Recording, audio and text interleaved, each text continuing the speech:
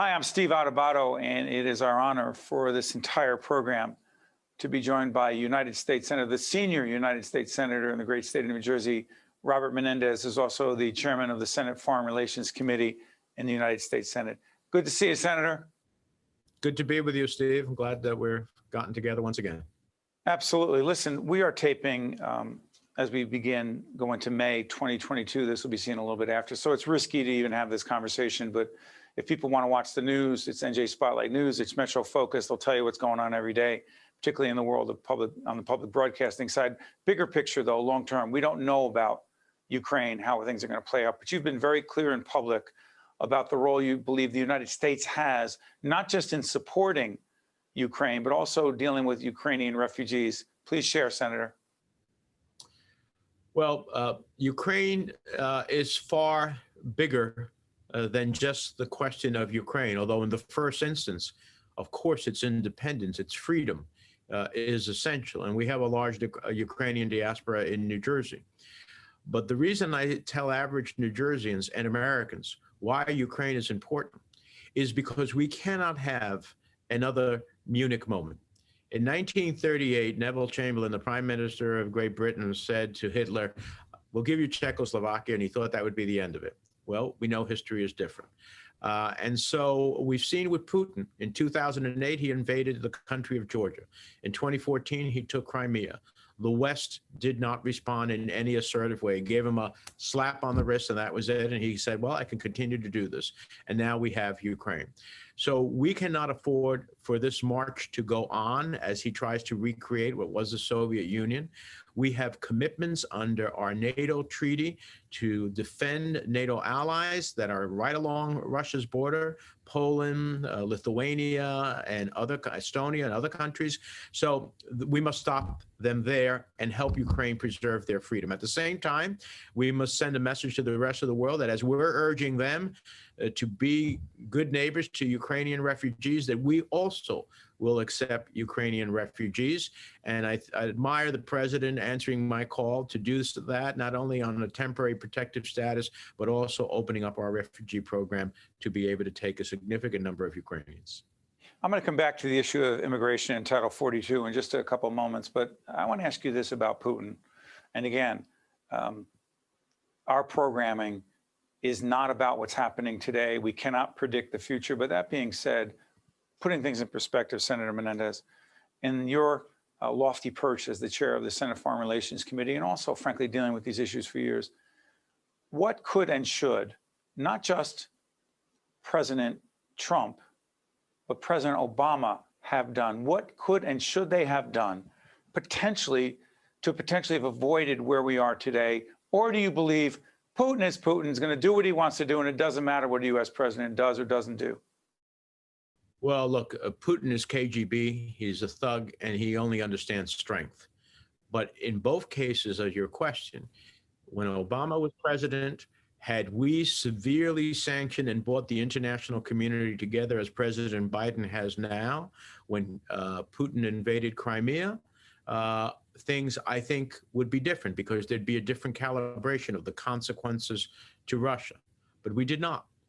And then when President Trump actually held up Zelensky, didn't provide him with the armament he was seeking, insisted that he give him a favor, as he said it famously, which was to try to find dirt on President Biden's son in return for getting the type of assistance and the White House meeting he needed to show Russia that the United States was behind Ukraine.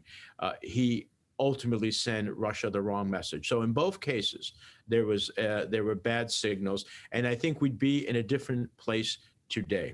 Having said that, I do admire President Biden for bringing an international coalition together in the shortest period of time I've ever seen in 30 years of doing foreign policy, in keeping it together, in deepening the sanctions, and tightening the noose around Putin's neck, creating consequences because of Putin's actions to the Russian people that ultimately, I hope, will change the course of events in Ukraine. Some have argued that President Biden should be more assertive, more aggressive, more engaged, and frankly, tougher. The question becomes, it's not whether, I don't know, and I don't even know if you have an opinion on this, but it's more a question of how tough can we be before we risk engaging Russia and Putin more directly and risk something much worse, a war, and a war with unfathomable consequences. Senator? Well, Steve, your question is a great question, and is the question of the moment. First of all, for those who say that President Biden isn't tough enough, well, it's under President Biden that over $3 billion of lethal defensive equipment has gone to Ukraine. That didn't exist before, certainly not in those capacities. Secondly, it is President Biden that bought an international coalition that ended the Nord Stream pipeline that Russia so desperately wanted, that bought international sanctions against Russian banks, the Russian foreign currency, against the Central Bank of Russia, against many of the oligarchs. And so those are all tough. At the end of the day, the question becomes, for those who advocate that we intervene militarily in Ukraine, that means very clearly a war with Russia. And I do not think that at this point in time, the American people, after 20 years of wars in Afghanistan and Iraq, are ready to go into a war where we have not had direct aggression against us. So I think the president is doing everything that one can do without sending America's sons and daughters into Ukraine. I'm going to talk about a whole range of urban issues because we're doing a series called Urban Matters in cooperation with some the folks at Kean University. But real quick, you mentioned Afghanistan. Could I get a minute or less on the withdrawal from Afghanistan? Do you acknowledge, do you agree that the withdrawal was poorly planned and poorly executed? I think that the withdrawal was in the making when President Trump dramatically drew down our forces, when he gave the Taliban 5,000 prisoners that were in the Afghan government's jails. He released 5,000 prisoners, and he told the Taliban a date certain upon which the United States would leave. That's what President Biden inherited. So understanding that, I think the decision that the president made was right. I think the execution was poor. And I have said that at hearings at the Senate Foreign Relations Committee. But it was in the works based upon what President Trump created. So, as I said, we're doing this series on urban matters. You're a product of an urban community, Union City. You come out of that city, as I come out of Newark, and a whole range of people watching who either come from a city, living in a city, care about urban issues.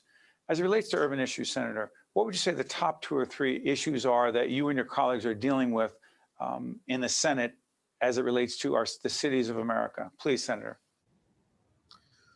Well, some of these go to the heart of living in urban centers, but they also are more significant. One of the questions is, how do we make life less costly, right? Because for urban centers, most of the time, you'll see that the economies of individuals in those centers are less than the states as a whole.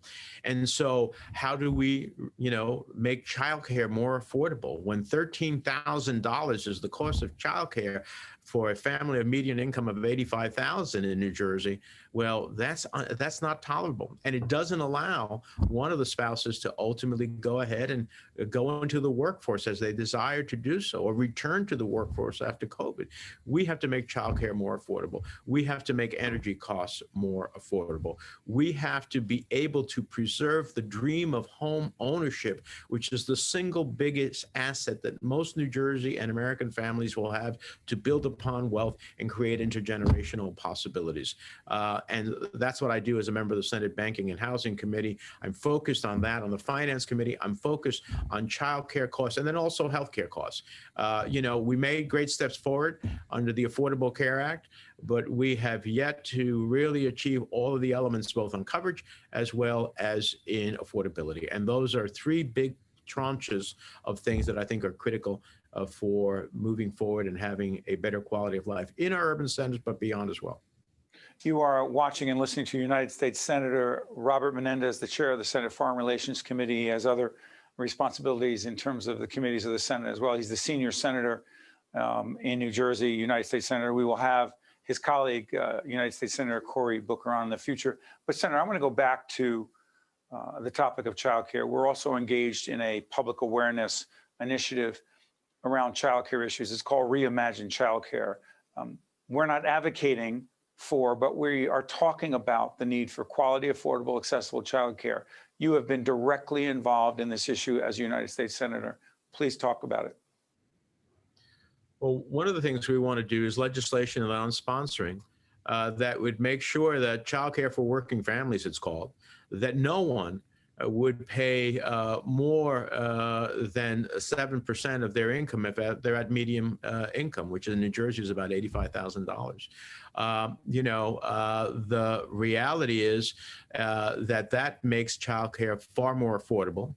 We have to look at some of the tax incentives to help middle class and working families with childcare costs. And we had an enormous number of childcare centers close during the pandemic. I visited one in Newark that is still open, but dramatically downsized from where it was. High quality childcare. Now we're talking about not just keeping your child minded, but educating at the same time. And so those are all elements that we're working on to have high quality childcare that is affordable, that gives parents the wherewithal to make life decisions about work and other things, and that prepares a child at the most important stages of their life for future growth. United States Senator Robert Menendez, if you're listening on the radio side, you hear what he's saying. We appreciate everyone joining us. You'll see information about the senator's, his senator's contact information, his Twitter account, et cetera, et cetera. Senator, stay right with us. We're going to take a quick break. When we come back, I want to talk about the future of our democracy.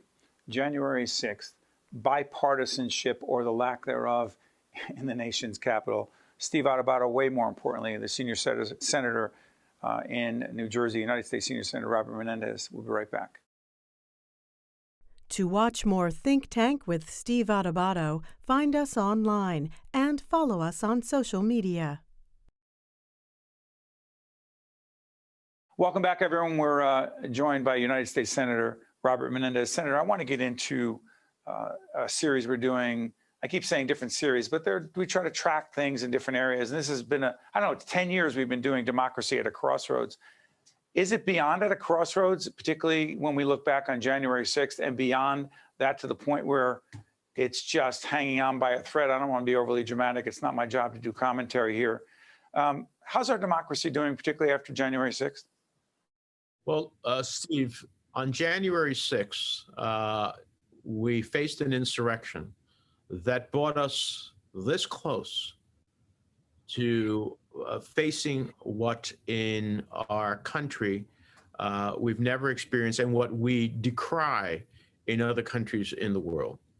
And it is only because of the actions of some individuals, Vice President Pence, whom one must applaud for not succumbing to President Trump's overtures and upholding his role under the Constitution, and the judiciary, even those appointed by President Trump, who acted in accordance with the law and upheld the process so that the counting could continue, so that the votes of Americans could ultimately count as they cast them.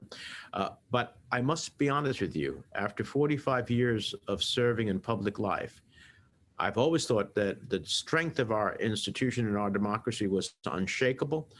And on that day, not just because of the insurrection, but what ripple effect in terms of what it meant with the electoral count, I saw fractures in it.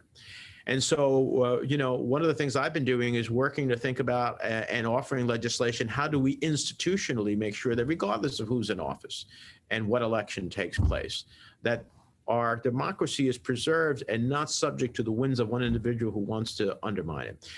And in terms of the workings of, particularly of the Senate, I counted as 60 when I was in grade school. I understand that's the vote you need to get things done in the Senate. And I'm proud to have passed so many pieces of legislation into law, working with Republican colleagues. It's not always the way I want it exactly. It's not always the way they want it, but it's good enough to move forward. And many of those successes are significant, like Autism Cares for New Jersey, which is the highest rate of autism, legislation in terms of foreign policy, legislation to incentivize the biotech industry in our state, all that have become law are important, but they don't get the ink that conflict offers. But Senator, I want to go back to something. I don't know what the latest numbers are, but let's just say a disproportionate 60, 70, maybe 80% of those who are polled who happen to call themselves, quote, Republicans, believe that the 2020 election was stolen, that Joe Biden is not the legally elected president of the United States.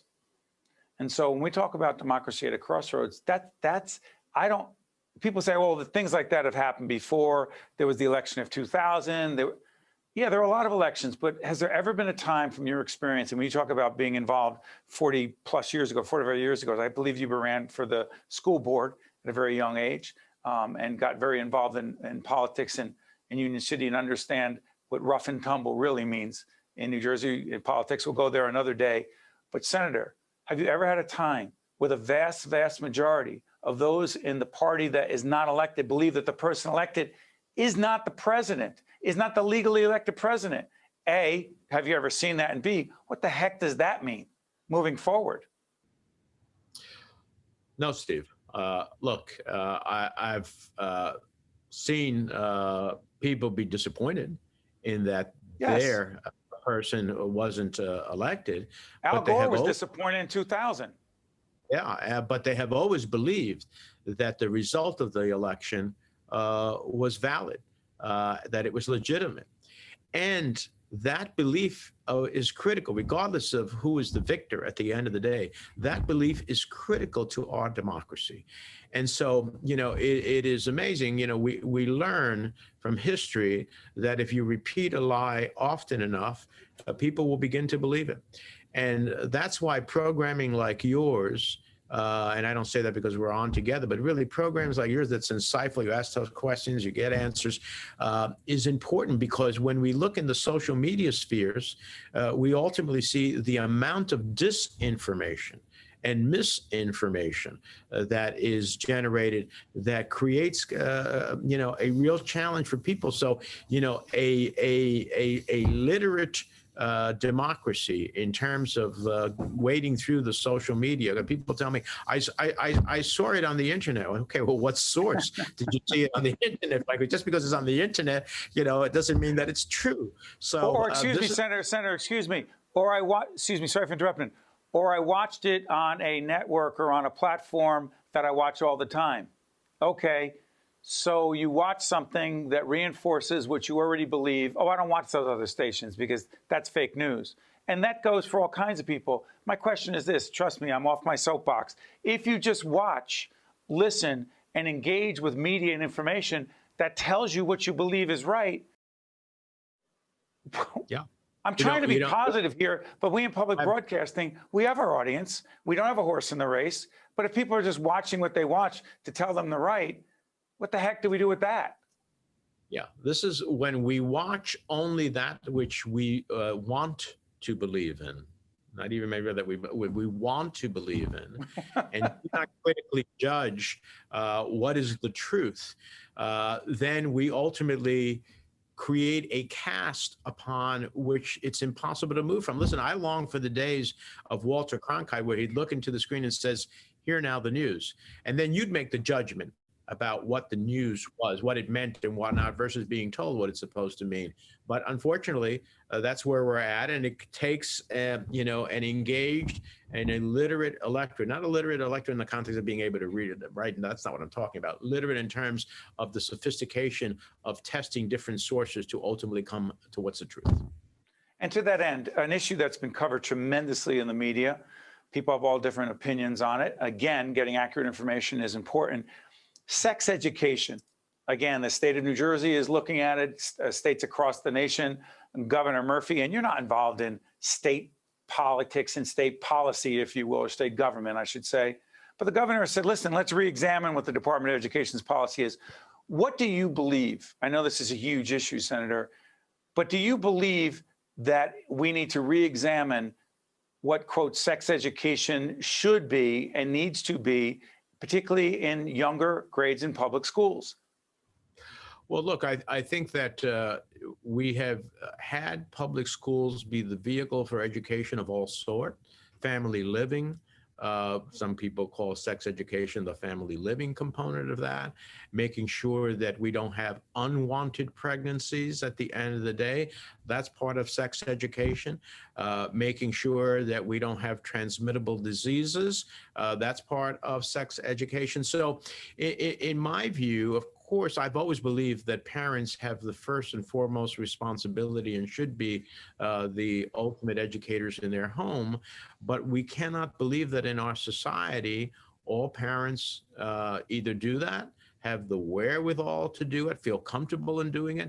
And so if we want to make sure we don't have unwanted pregnancies, if we don't want to have transmissible diseases, if we want to have an understanding of what, the elements of ultimately family life is, then I see nothing wrong with the public schools engaging in that. It has for so long. My kids went through it, and I don't think they turned out so bad.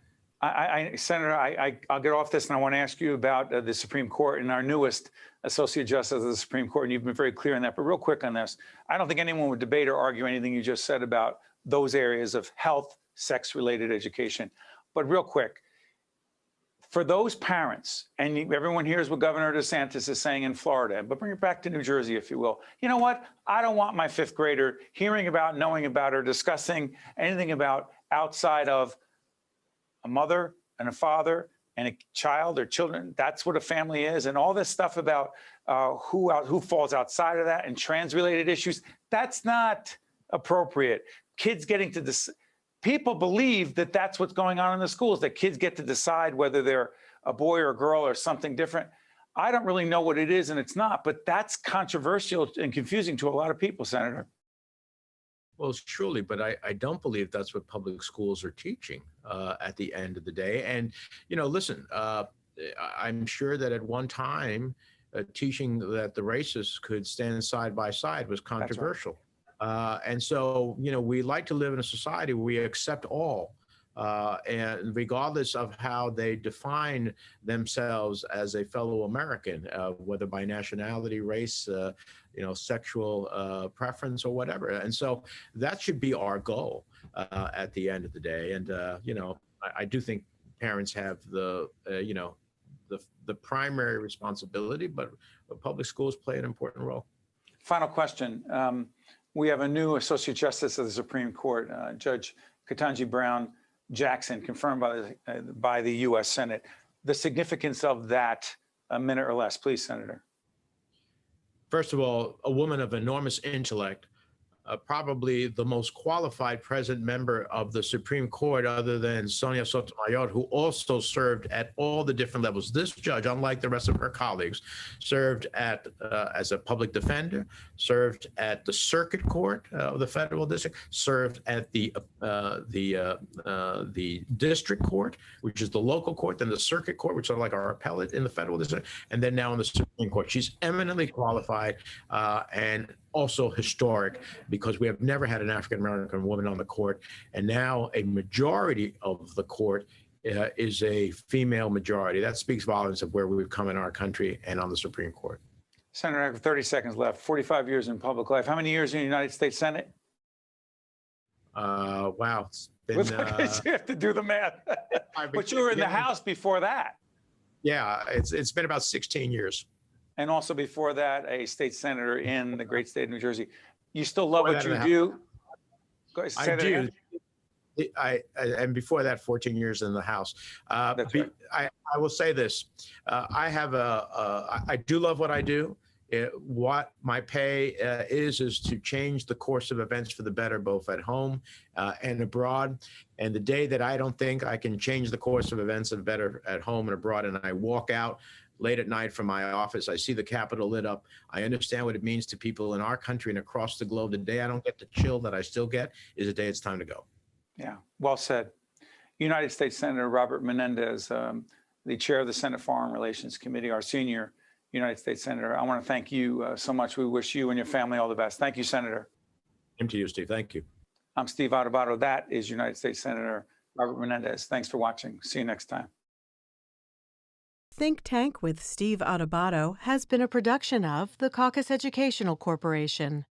Funding has been provided by Kane University, the Turrell Fund, supporting Reimagine Childcare, IBEW Local 102. Horizon Blue Cross Blue Shield of New Jersey. RWJ Barnabas Health. Veolia. NJM Insurance Group. New Jersey Sharing Network. New Brunswick Development Corporation. And by these public-spirited organizations, individuals, and associations committed to informing New Jersey citizens about the important issues facing the Garden State. And by Employers Association of New Jersey. Promotional support provided by NJ.com. And by ROINJ. I'm very grateful that I'm still here. That's me and my donor when we went to celebrate our first anniversary. With a new kidney, I have strength. They gave me a new lease on life. I'm still going everywhere and exploring new places. Nobody thought I was going to be here. Nobody. And I look forward to getting older with my wife. That's possible now. We're transforming lives through innovative kidney treatments, living donor programs, and world-renowned care at 2 of New Jersey's premier hospitals. They gave me my normal life back. It's a blessing. RWJ Barnabas Health. Let's be healthy together.